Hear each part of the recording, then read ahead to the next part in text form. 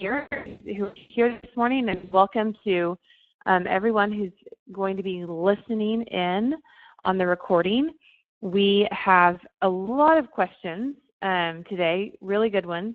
There definitely are probably more questions than I can get through today, and that's awesome. People are still working through the course material, and they're working through it at the pace that works well for them. That's awesome.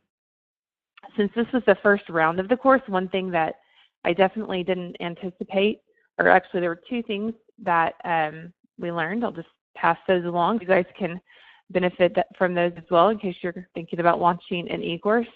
The first one was when we launched it, we didn't really calculate for summer vacation. And because we have a lot of moms and female entrepreneurs, a lot of us have gotten really busy, myself included, with just having kids home for the summer. And those of you who have kids know that no matter how many camps and activities you can enroll them in, summer is still just this weird time in a mom's life.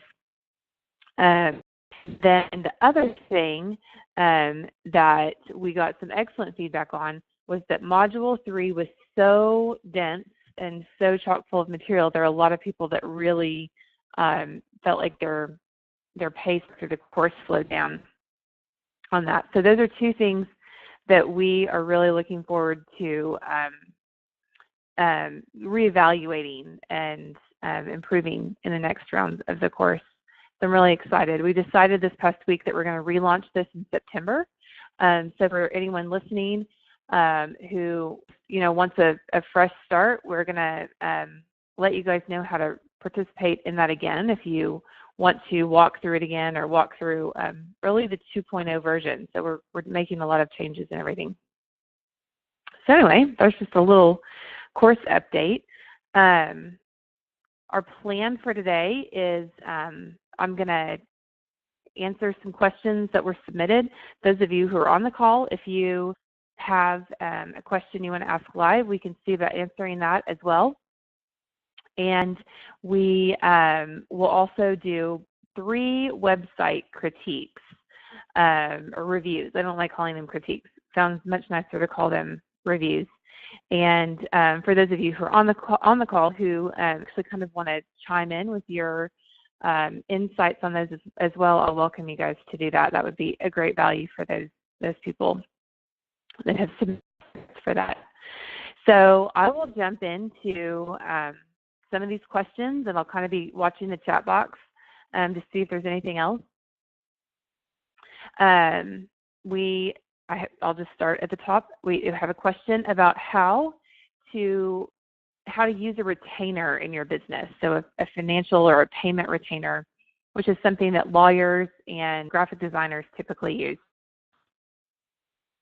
For anyone who doesn't know what a retainer is, it's basically a prepaid number of hours. It's a fee that is paid for a predetermined amount of time or work. So it might be a scope of work or it might be a specific number of hours, but let's say I buy 10 hours of my lawyer's time at $200 an hour.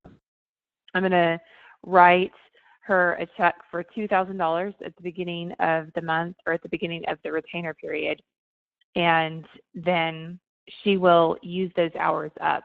So basically it's officially some business for her. It's a consistent amount of money that she can look forward to receiving every month, so it's great for her, and it allows me to fit it into my budget. Now here's where I have struggled with using retainer services in the past. Some people look at a retainer as a flat fee. So if they do 10 hours worth of work for you that month, they still get the same amount of money. Some people also look at that amount of money and say, well, I only did 5 hours worth of work this month, but that's okay. I'm getting paid the 10 hours a month anyway. And while I realize that works well for the freelancer or the graphic designer or the lawyer who is setting up the fee structure that way, it's hard to track. So as on the customer side of things, if I only use 5 hours month after month consistently, then it makes sense for my budget to be paying for 10. And as both of my businesses grew over time, those were things that we would sign up for, set up an agreement or a contract with a freelancer for that, and we'd add that into our budget, and then we wouldn't fully utilize them. So if you're going to go a retainer route as a service provider, or if you're thinking about getting into a contract with a freelancer who wants to work on a retainer basis, I would advise you to make sure that both sides really understand what that agreement is for. If the retainer includes hours that are paid, if the hours are just paid anyway, I'm hoping I make sense when I'm saying that. That if you're getting 5 hours, are you paying for 5 hours? Is it like rollover minutes? That's another way you could look at a retainer, is building up over time. So that's just a little bit of information about that. Okay, next question. If someone has purchased your product, can you add them to your email list, or they still need to opt in? So email opt-ins are definitely something you want to be very sensitive to. There are lists surrounding this.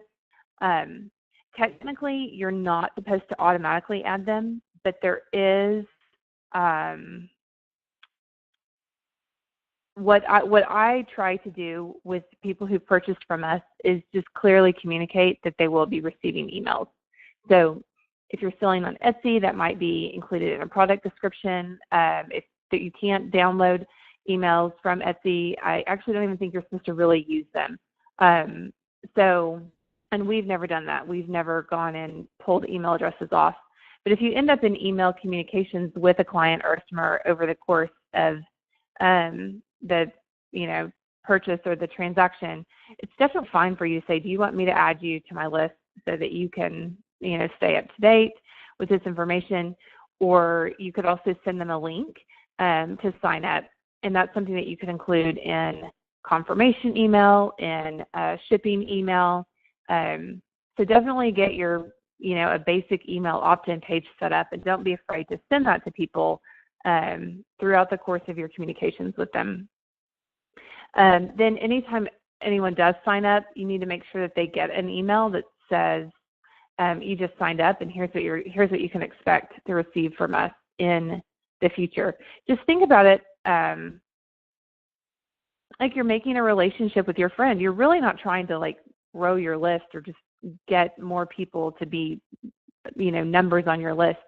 You're really trying to think about meeting a friend for coffee. You're not just going to go meet somebody for coffee and start spewing information at them the second you walk into Starbucks. You're going to say, how are you? How's it going? Let's talk about this today. This is sort of what was on my mind for us to discuss. And sending an email list emails is very much the same way to do that. Okay, next question. This is for someone who says they're at the level 2 of business, and they have a question about funnels. Do you have suggestions for starting with free, specifically for a service-based business that's not about me? And then they also ask, is writing a blog post for free the same as guest posting? So the question's a little bit confusing, but I'll answer it as I best think I can. The concept of starting for free, so that could be a PDF, it could be a video, it could be an ebook, it could be an email series, it could even be, if you're a influencer or something like that, or a coach, it could be an hour of consultation for your time.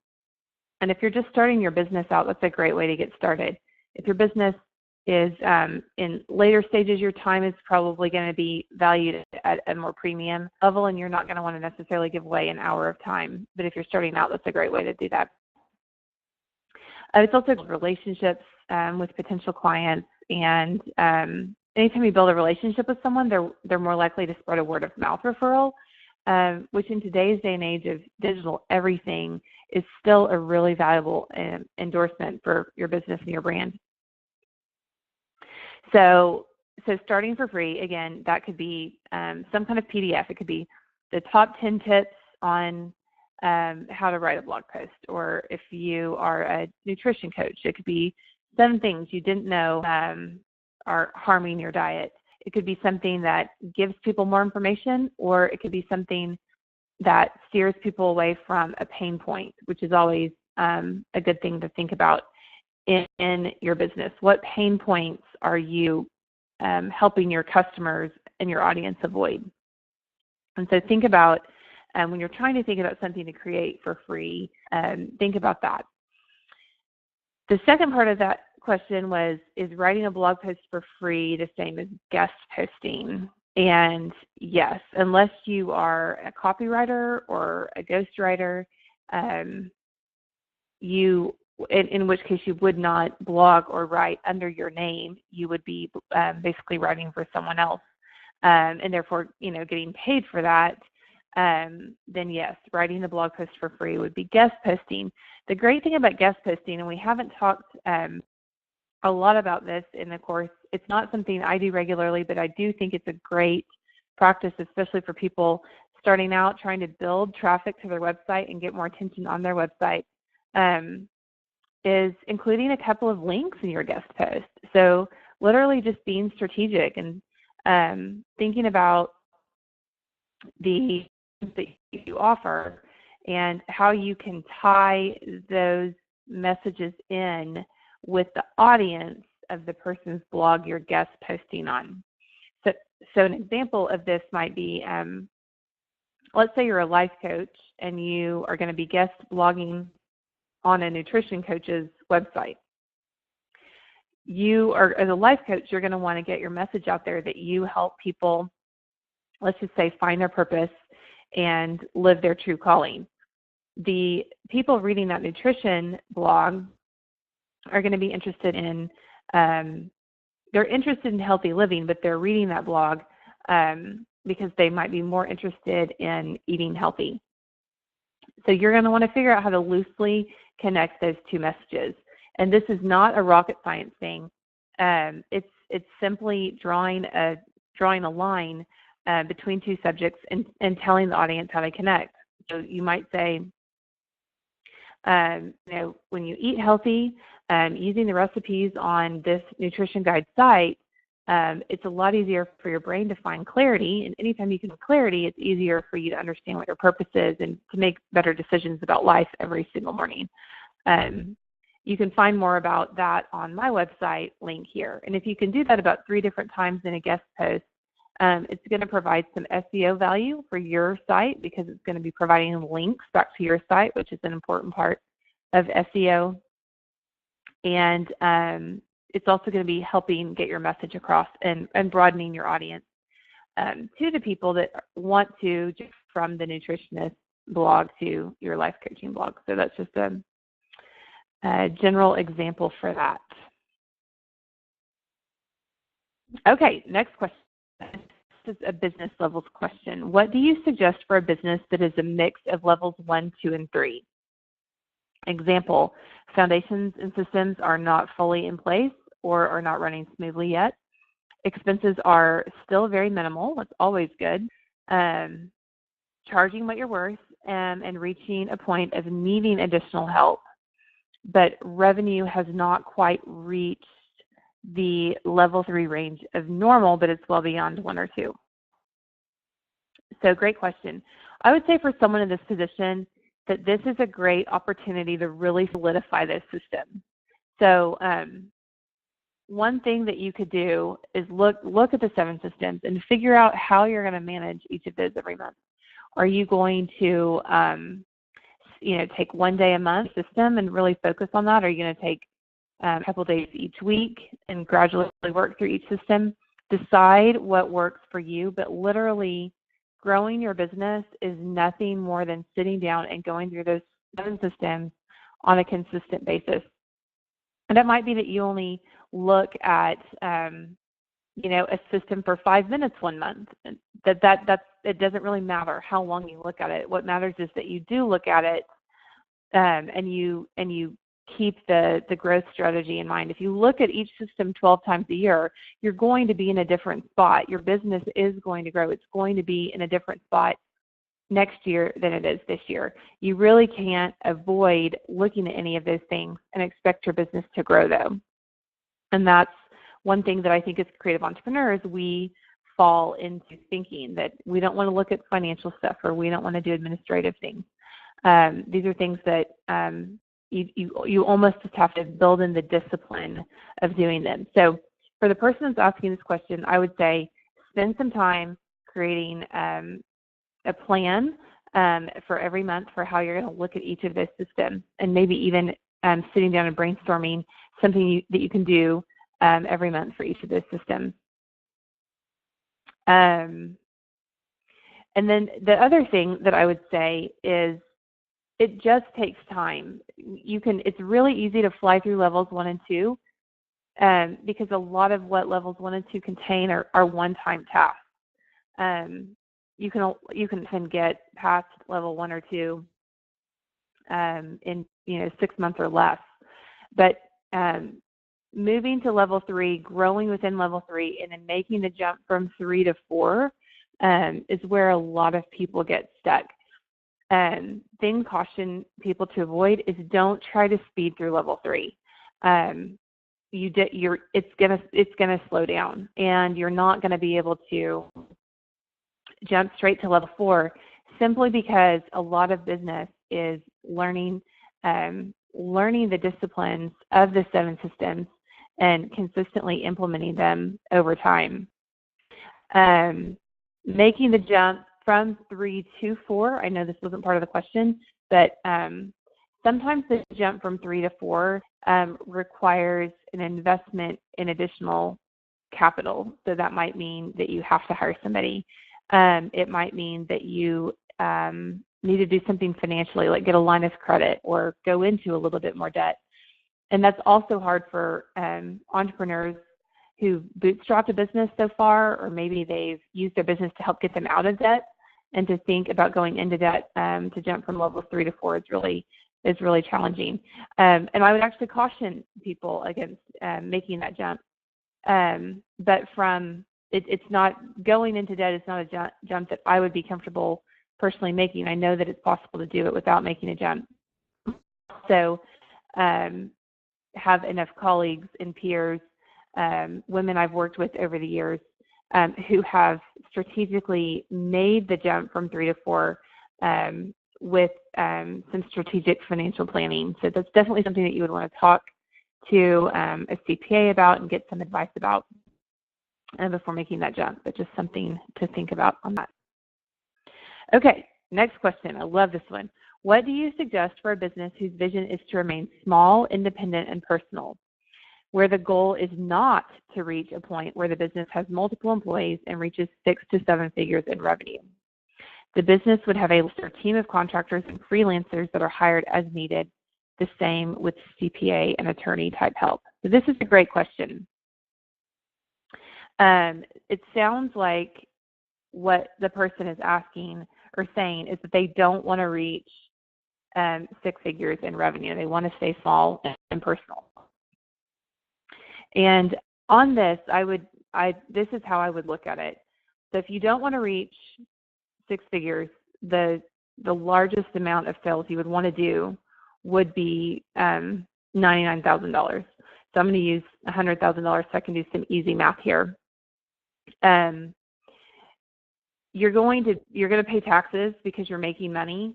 So the tax bracket changes every year. But if you said, okay, let's account for 25% of taxes, then just to take off $25,000. Then you're probably going to have expenses, especially if you have contractors or freelancers associated with that.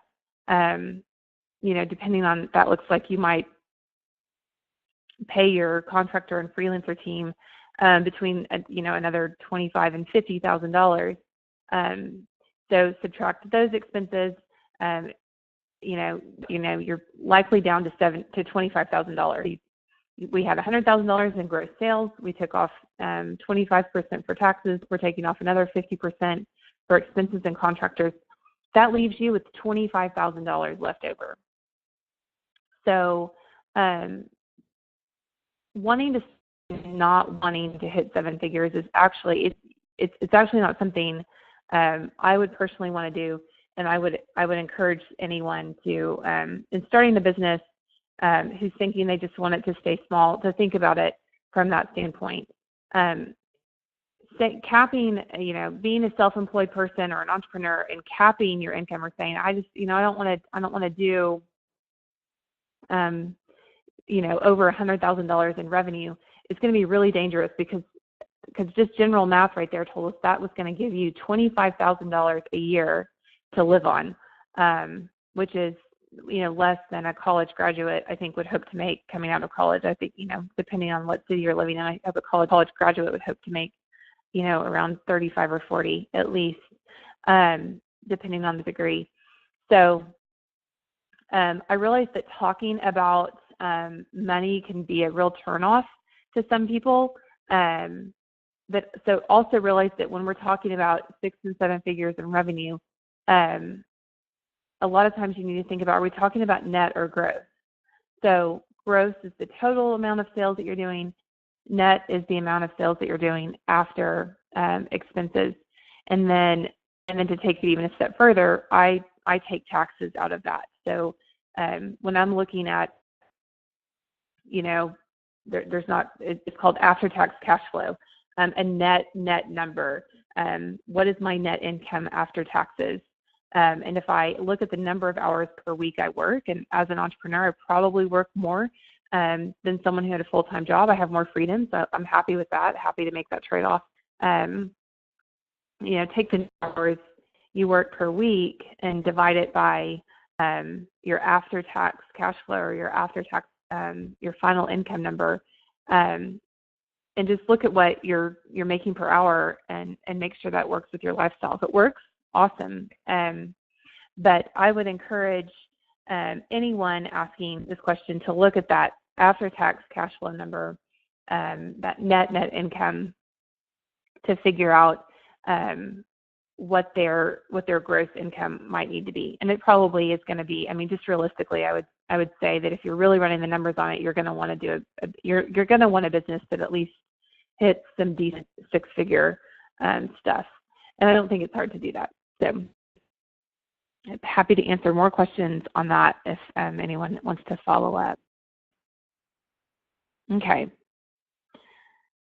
Next question is, this is just kind of a general question. Throughout the course, I've gotten a lot of questions about manufacturers. How do you find manufacturers? How do you work with manufacturers? Different things like that. My obviously, Day Designer is a product-based business. My last company was a product-based business. Have had a lot of experience working with physical products over the years. The best advice I can give you for working with manufacturers is you have to learn the process, because they're probably, especially if you're having products made in the United States, you're probably not using just one manufacturer. And one of the best things that I've done over the years is I've learned to ask questions. And I ask questions until I feel like I'm annoying someone, and then I jump to another company and ask more questions, and then I come back around. And anytime you're asking a company for a quote, you have a right to ask questions. They are in the business of selling things, so they're probably going to be happy to work with you and answer your questions. They might feel really elementary, but you should not feel embarrassed about asking those things. You are basically on a journey of educating yourself in that product that you're trying to build and create, and you should not feel bad about asking questions at all. Another practice for manufacturers is just Google. A lot of times we're Googling things until 4 a.m., just trying to figure out how something is made. I've done a lot of research and not even used it. I researched how to make phone cases one time, and learned the terminology and what the plastic's called and what the printing process is called, and where are these machines that do all this? Where are they actually made? Where are the machines made? So a lot of times I'll actually go research the machinery and find out how much the equipment is to determine whether or not I should invest in the equipment and set up a production team to create a product myself, or whether or not I should outsource that. So those are two things that I would encourage anyone who's going to ask about printing or manufacturing to look at. There probably have been, I probably get, one person a week emailing me going, how do I get books printed? It's like Day Designer, but it's not Day Designer. And it's a process. And if it's one of those things that you could if I sat down and talked with somebody about how to do that from beginning to end, it would probably take me about an hour and a half to fully. And so it's one of those things that you really just have to kind of dive in, depending on what you're trying to create, and start to figure that out on your own. Okay. Next question is, I have a few business ideas, but how do I test them? How do I find the right online business idea that can help others? So this is also a great question. As far as testing your business ideas, I would start by doing some market research. Let's say that you have a business idea for, you're going to sell something, a physical product. Google questions related to that. Ask yourself, what problem does that product solve? So just a really simple example of this is a friend of mine sells these hair ties. Main Message is the name of the hair tie company. And the problem that these hair ties solve is they keep your hair from crimping.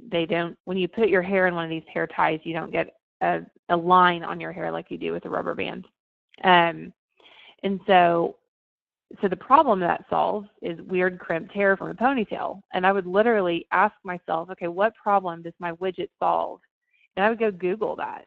And I would say, how do I keep my hair from getting a ponytail crimp in it? And think about every single way you can ask that question. Think about all the words and all the language. How do I keep my hair from breaking from use of rubber bands? I mean, just write down that question in so many ways and just start Googling it. See if other people have found an answer to that. As you're Googling it and doing that research, keep in mind that these questions that you're asking it's amazing how many people ask Google questions. These are going to be questions that other people might ask Google. And if you have these answers on your product blog as content, that's how they're going to find you. That's one of the ways they're going to find you and learn more about your product. So start by doing that market research.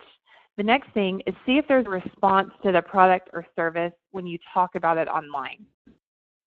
So I'm not talking about friends and family that are just cheering you on. I would be very careful about listening to those folks. But if there seems to be genuine interest from people outside of friends and family, I would think that would probably be a good idea for moving forward. You could also do a customer survey. You could start blogging about the product and talking about it, and set a launch date and start telling people when the product's going to be available. If you have people signing up to be notified on an email list whenever your product is live, you're going to see if there's interest or not. You could consider doing something like a Kickstarter campaign to see if that's a product that people want to support or a service. So those are all a few ideas about market research. Okay, next question. I'm confused. Why would I choose Infusionsoft over MailChimp? It looks like a one-day setup versus a 4-week setup time for Infusionsoft. So yes, MailChimp is going to be very quick, and then Infusionsoft is going to take a little bit longer. Okay, so the two systems are variant. And here's something else. I have been doing some traveling in the past couple of weeks, and I've learned about a new email marketing system. I would actually describe it as a very good hybrid between MailChimp and Infusionsoft. It's about the same price as Infusionsoft, but we are looking into switching from Infusionsoft. So it's called ConvertKit. Kit. So it's a small startup company, but it's got a lot of good support behind it, which is really important when you're looking at newer companies. So here's how I would describe all three of these email list options. MailChimp has a beautiful user interface. Sometimes developers call that a UI. It's very pretty. It's very easy to navigate. When you're looking for a button to click, you find it in a place that makes sense in your brain. You end up not being frustrated. That's the pro for MailChimp.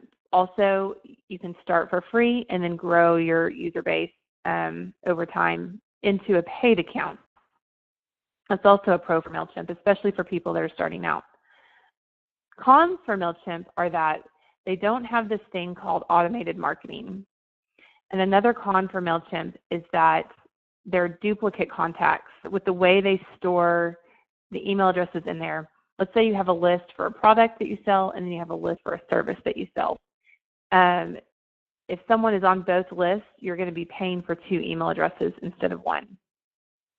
With Infusionsoft, the user interface is definitely frustrating, and we actually have an Infusionsoft consultant on our team to help us with some of that stuff sometimes. I know enough to hobble along in it on my own, but their user interface is definitely not intuitive, and I would say that's a big strike against Infusionsoft. What Infusionsoft does have is automated marketing, and basically another little behind-the-scenes look at my business in the course. When we launched the course, and then as we run the course, it has not been automated. It has been, Whitney wakes up, Whitney says, oh, I've got to send everybody an email reminding them about the Q&A call tomorrow. I send the email out. That's not great because, as you guys all know, life happens, and especially with one was up last night, sick all night. So what Infusionsoft has the ability to do, and it does take time, and I would have to rely on our Infusionsoft expert to help us with this, but we can set up these emails to go out automatically. So we can set up the launch emails, we can set up the course emails, and just let it run. Now, it definitely takes a lot of work on the front side of things, and I probably mean about 40 hours worth of time at least to set all of that up in Infusionsoft. So, but once it's set up, you can walk away from it. Now, ConvertKit, the third option that I was telling you about, very new on the market. It's been around for 1 or 2 years, and they've got a good customer base of several hundred users. So the support is, and that's like I said before, that's really important to look at. They're sort of a hybrid. They've got more automation than MailChimp does. So if you're looking to set something up like for your opt-in, if you wanted to do a free email series, let's say you sell yarn and you want to send people a free video series on how to learn to knit in 5 days, and they'll get an email a day for 5 days. If you've been on MailChimp, hopping over to ConvertKit to get some of those automation features set up might be a good option.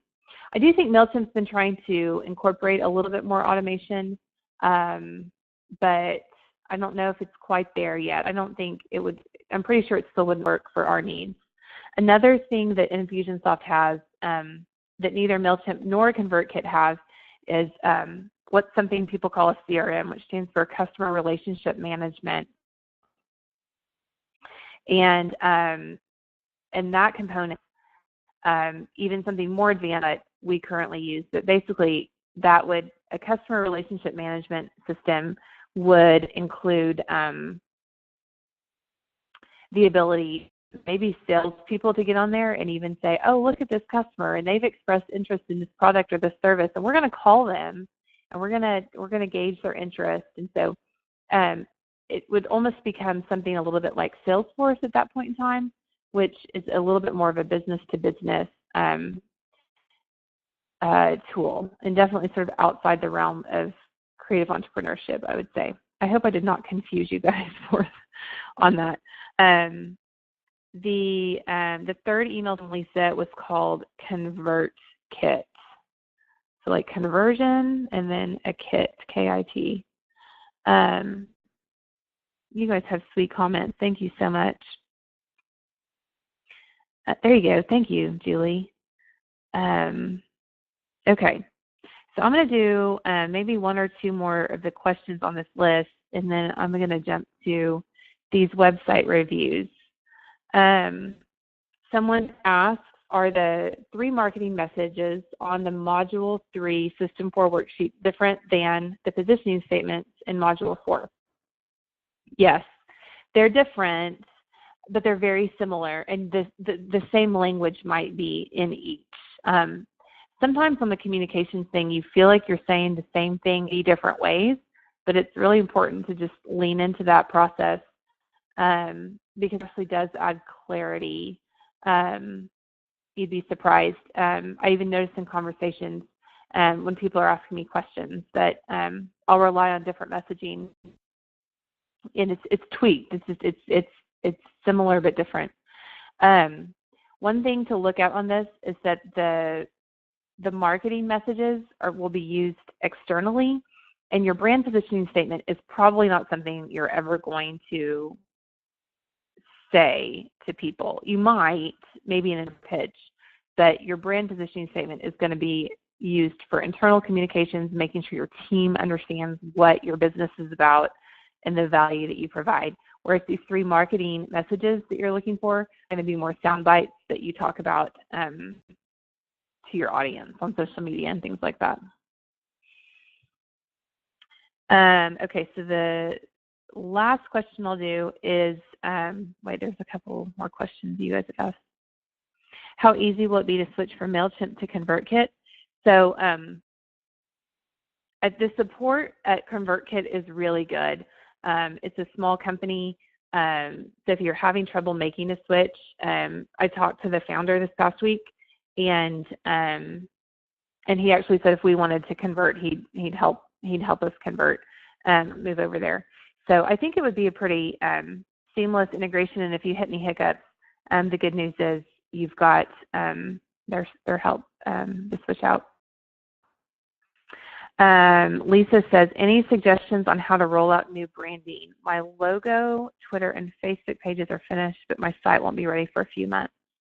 Would you do it all at once, or would I change over Twitter and Facebook now?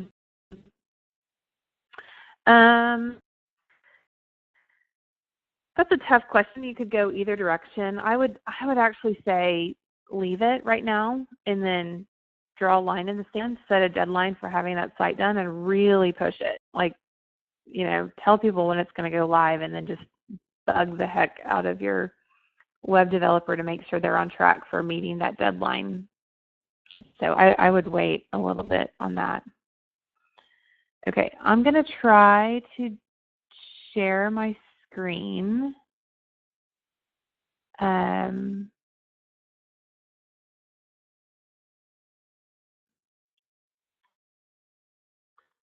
Let me.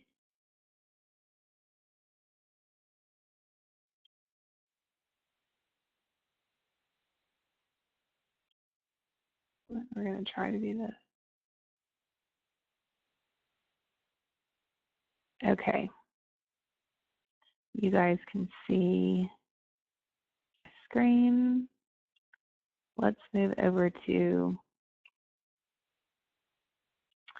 okay, let me see if I can Jane site. How do I get this thing to go away? Okay, there we go. Okay, so this is the Lucy Jane site. And how do I, hang on. Let's update that later. Okay, hang on one second. Okay, so let me read you what Lucy has said. Actually, her name is Kim Van Slambrook.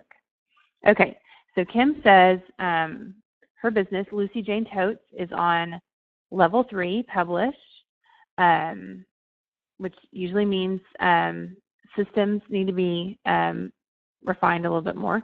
The business is Handmade Totes. She's currently doing all of the sewing, packaging, marketing, and accounting. She'd like to hire contractors to help out with the sewing, packaging, and operations tasks, and she would love to take on the role of creative director with a very hands-on involvement in visuals, branding, and marketing.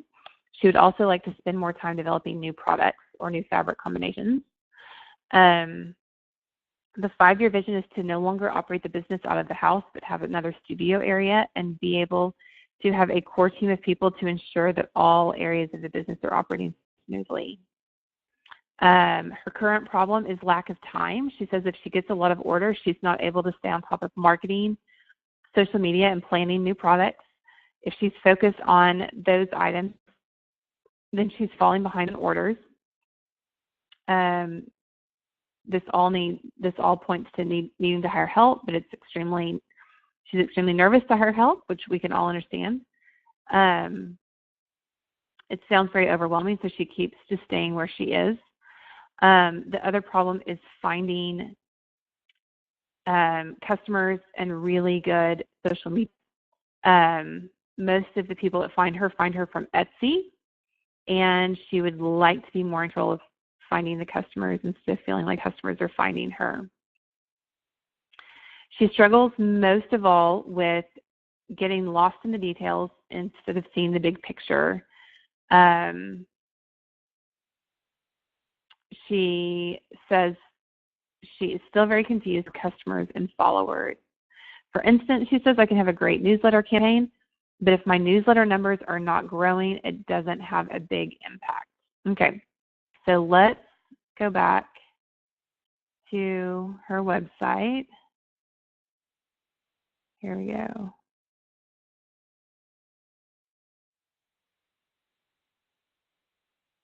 Okay. So there we go. So everyone should see that. And I'm not going to be able to really see what you guys are saying while I'm looking at this. So up here at the top, she has, Isn't Lucy Jane's shop for handmade totes and accessories. If I click on that, it opens a new tab, lucyjaneshop.com. So the first thing I would do, and then here's a newsletter sign up. Okay, so the newsletter sign up fired a little too quickly. I was just kind of starting to look around and see what the site had to say. Kind of zoom out on some of this, and that fired really quickly. So I would give people a little bit longer before that pops up to look at that. Another thing I would do is when I went to lucyjanetotes.com, it took me to this blog page, and really this is what I want to see on the homepage of Lucy Jane Totes. Beautiful photography. You know, this is great product photography down here. So pretty. The school with the little extra color. Shop now. Hello there. Nice to meet you. This is great. So I would say the most confusing thing is this site, this lucyjanetotes.com, which is actually the blog. You want the blog to be up here. So let me scroll this over so people can see. We are handcrafting well thought out bags daily. Shop now. I love the messaging. It's unique. About bags means you're spending time on attention to detail. One thing that you mentioned was that you were struggling with production and doing orders. It's definitely a lot of research to figure out how to outsource some of that, depending on whether you're going to be able to do things domestically or have them imported. You could also think about doing portions of the bag, having portions of the bags pre-made and having those imported, and you finish them here. The interesting thing about having things imported is that most of the manufacturers you can work with overseas do the work the same way we do it. They just do it for less money. So it's all still handcrafted. And if you're going to do that, I think it's important to make sure that everything is ethically sourced and it's providing income for people, and that the right conditions are involved in things. So that there's this Shop Now button right here. You know, other calls to action you could think about including would be your best sellers, or find out what the Lucy Jane totes difference is. How are our bags different? Take people to some content that is explaining that. I'd love to see some email opt-in. I don't see that. Something that says, I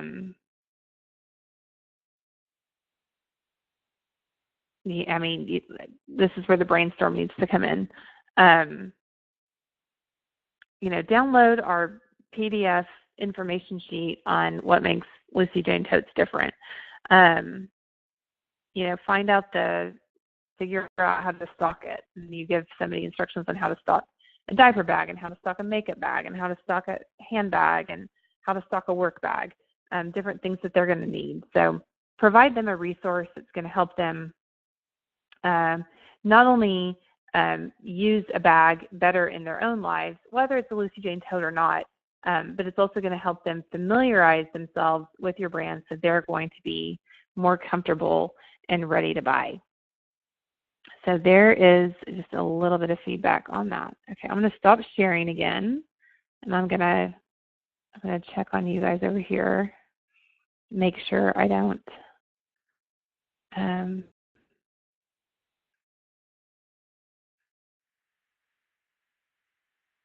Okay. Yeah. Okay. Lisa has a question. Would I recommend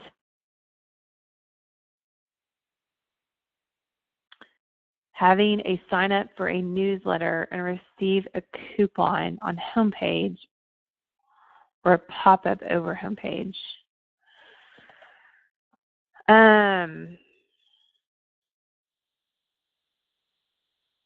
So a coupon is a great idea for people who are selling physical products. You know, Lisa, I think the answer to that question would be which is going to convert best. And I've never done the testing on, they call that A/B testing. I've never done that on any of my own sites. But pop-ups seem to work better. So that's something to keep in mind on that. This next website, yeah, they are super cute bags, aren't they? Let me go to the next website. The next website is Allie B Designs, and let me read you guys a little bit of information about her business. Let's see, I'm having a reading this. Hang on.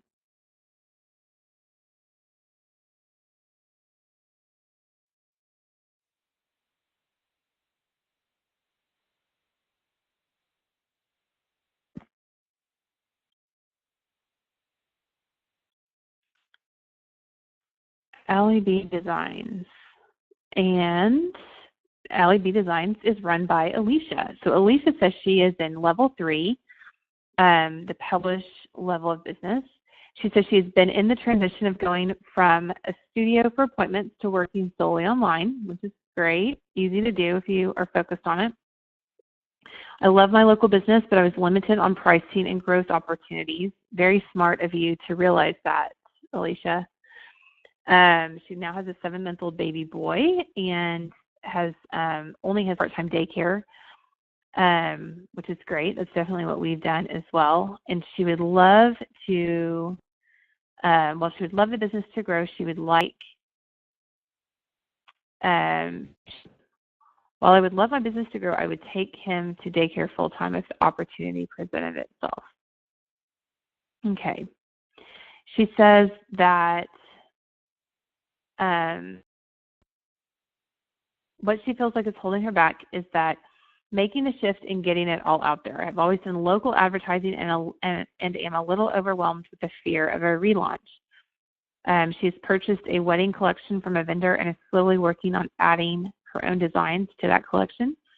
I would like to start selling some home goods as well, but I have purchased in bulk instead of one at a time, personalized. and wants to know how to launch them correctly. And she says, well, this is, I think, on module 3, and she said when people are filling this out. Okay, so let's look at Allie's site. I'm going to share this with you guys. So hopefully you guys can see that. Let me know if you can't. I'll zoom out a little bit. Got this weird thing that does this. So let me know if you can't see that.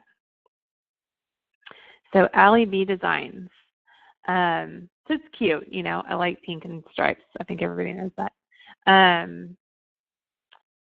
In terms of the look, the B is a little bit hard to recognize. So if somebody just looked at the logo, they would just think it said Allie Designs. I don't think that that's something you need to stress out over. I kind of put logos into, you know, I just think they have to be iterative. You're, you know, unless you're, you know, Tory Burch or her ex-husband, you're not going to spend $50,000 getting a logo right out of the gate. So that's cute, and it definitely ties in with everything else. I think there's a lot up here: home, about, services. There's drop-down menus, praise, eye candy, blog, shop, let's chat.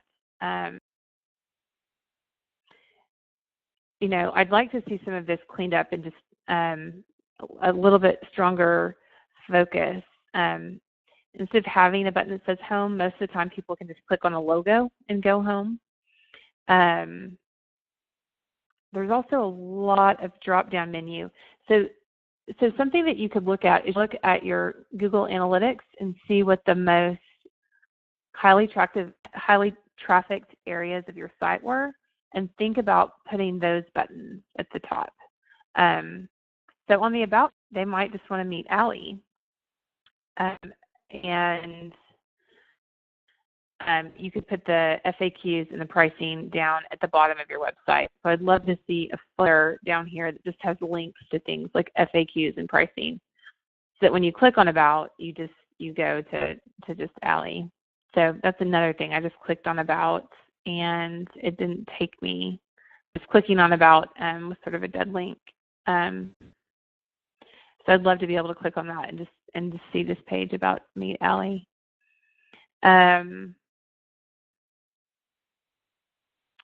Okay, let's go back to home. Under services, I'd encourage a more narrow focus here. You've got wedding, baby, and branding. That probably means you have 3 client avatars. Anytime you have 3 client avatars, it's going to be hard to really clear message across about what you're offering. So either find the one thing that unites all of those clients. So, I mean, an example of a company that's done that in a similar space, and of course they're Epic, is Rifle Paper Company. You know, the thing that unites all Rifle Paper Company customers is that we like these hand-drawn florals. I mean, it's what we're into. And there's been a sort of a meaning that's developed in that brand over. It's sophisticated but whimsical. It's chic, but it's not high fashion. You know, it definitely has sort of charmed the whole world. And so that's sort of the unifying factor on that. So if you can find a unifying factor, I would encourage you to do that. And think about why people might want to experience Allie B in each of these areas. Praise is great. Another thing that you could think about on this is just taking the praise button off of the navigation at the top and including a longer page with testimonials down here, just getting some testimonials right across the bottom of the page right here. Eye candy and shop, where do I click? That would be sort of another thing. Am I shopping on these things right here, or am I shopping right here? looks like this shop takes us to Etsy, and then is also a shop. So again, look at your traffic and figure out maybe which is the best. I think you can also embed an Etsy shop, so where it doesn't take you to an external Etsy shop. I do love that the Etsy shop opens in a new window. That's always great. And let's chat. Right? That's probably your contact page. There you go. Pops up. That's awesome. Blog. That's also good. So really pretty, great site. Hopefully that's a few ideas for Allie on that. Okay, we're definitely short on time, but I'll do one more. Let me stop sharing. I'll go back to this next one is from Christy at Be True Image Design.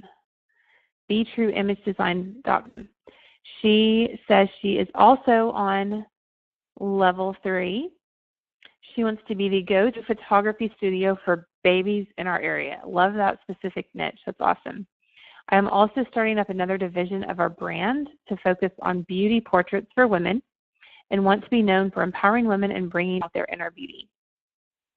I'd like to possibly have a couple of studio locations and be mostly hands-off in the day-to-day business operations, handling mostly marketing and management.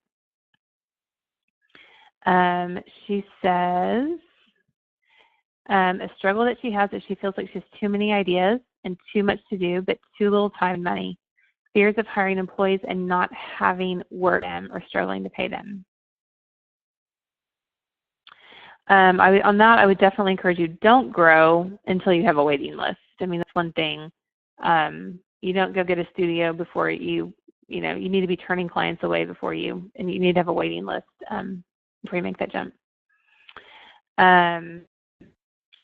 She says that she feels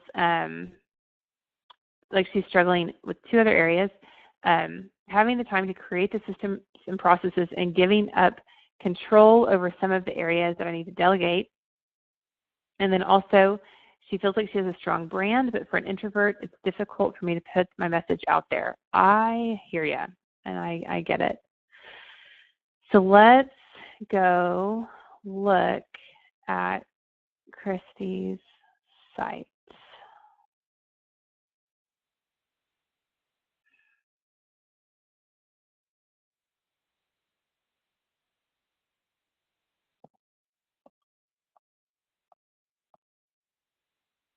Uh-oh, hang on.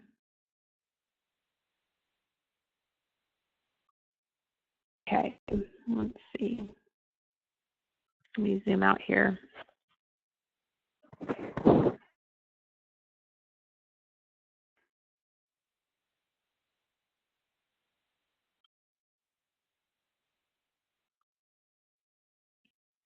Look at that baby. Oh my gosh, so cute, right? Can you guys see that? I hope you can. So the first thing I would say to Christy, oops, that's not what I wanted to do. Hang on. Let me go back. Here we go. So the first thing I would say is that I'm going to move this down here. There's, we'll close Allie's stuff. The bar at the top, this little icon right here, I'd love to see that be, they call it a favicon, and I'd love to see that be something brand specific for Christy. Then Be True Image Design. I love the logo and the colors and the soft, light pastels and the grays. It looks like Christy is a photographer. Image design is kind of confusing. I know that there are a lot of photographers out there, and so always going with your name isn't the easiest thing to do. If you are a photographer, or a freelancer, a creative freelancer of any kind, That's definitely one thing that I'd love to see. It's just a self-named brand. If you have a more common name or you can't get your domain for some reason, I encourage people to use middle names, look at family names, grandparents' names, things like that, and then just be prepared to want to reinforce that all along the way. So something I noticed on Allie B's website was that her email address was alicia@alliebdesigns.com, and I would like to see it just say Allie@alliebdesigns.com, because the client's going to have to say, do you want me to call you Allie or Alicia? It's just, you don't want to be talking about that. You want to be talking about the product or the service that you are offering them. So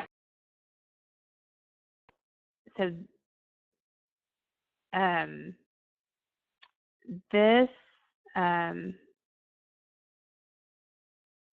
going to have to put you guys on hold for 2 seconds.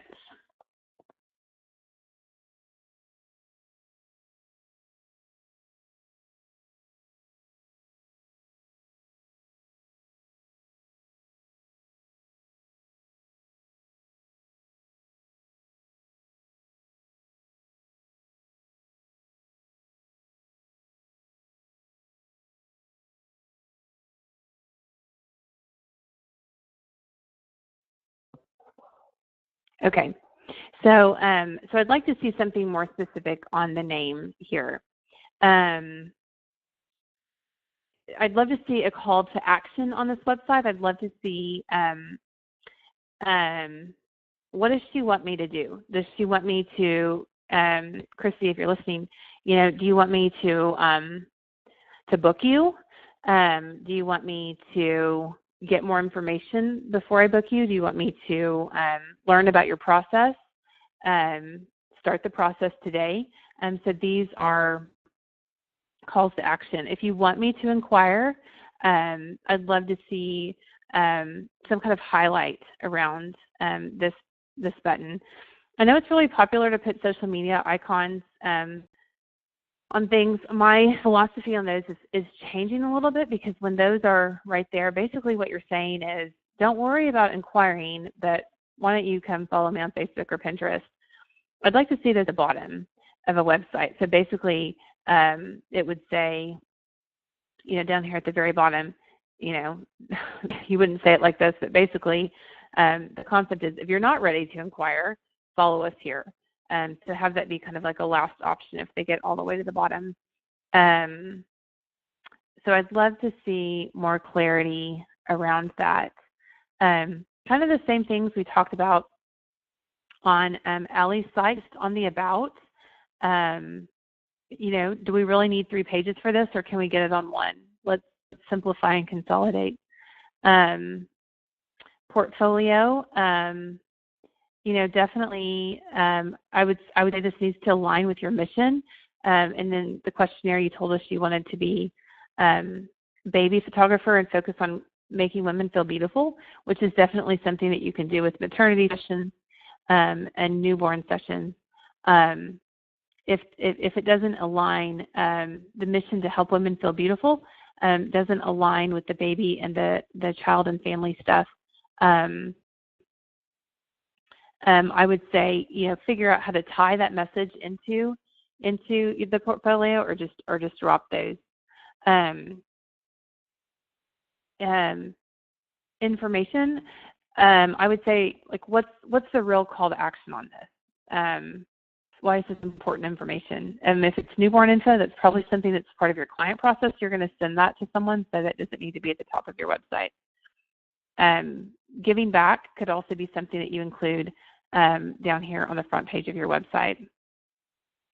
And then news seems like it might be the same thing as the blog.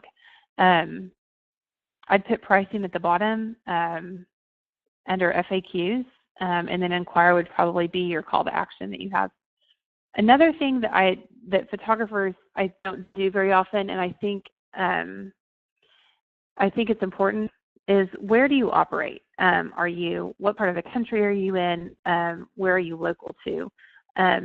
Since photography is something that can only be done in person, saying that you're a photographer in the Midwest travel, or that you're a photographer in California and you're available for international, or that you're only a photographer in North Texas. I think that that's important information to somehow incorporate on the front page of your site. And then a lot of photographers have branched off into, classes and things like that to diversify their income and create other streams of revenue from different parts of the country. So those are just a few things I would suggest about that site.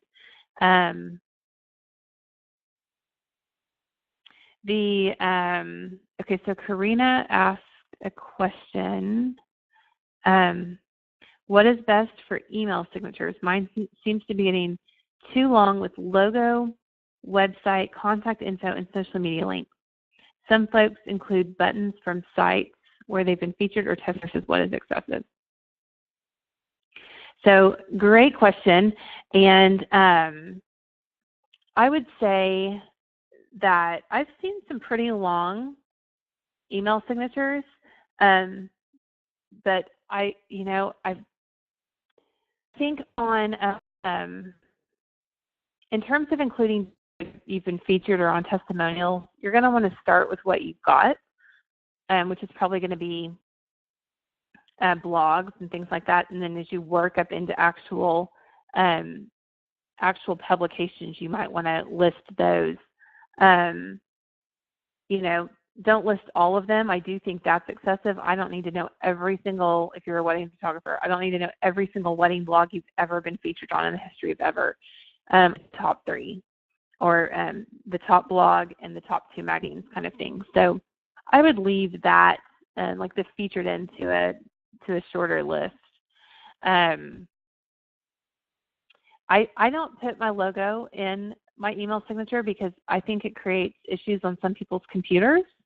And I think simple and clean is better. Definitely website, contact info, social, pick your top 3 social media links. If you're not on Google+, don't put Google+. If you're not on LinkedIn, don't put LinkedIn.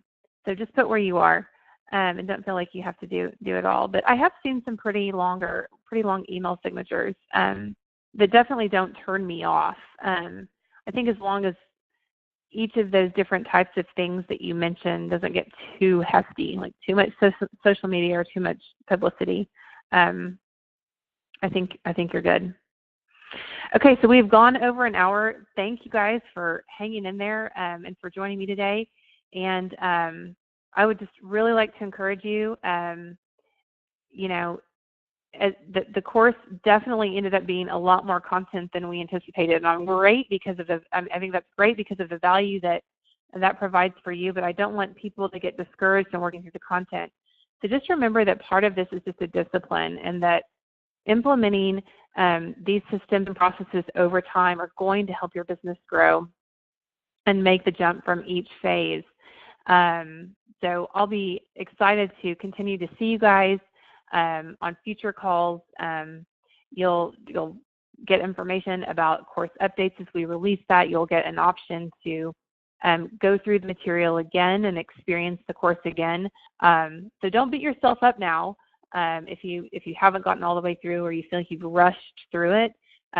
We're going to relaunch in September, and I'll be thrilled to have you guys back on some of the calls and back in some of the material then.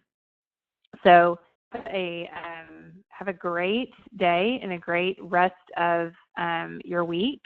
We'll do, for those that are in the pro group, we've got a few more one-on-one things happening. I know some of the plus level people are still wrapping up their mastermind calls, and you'll still receive some emails from me. We'll do one more final push coaching call.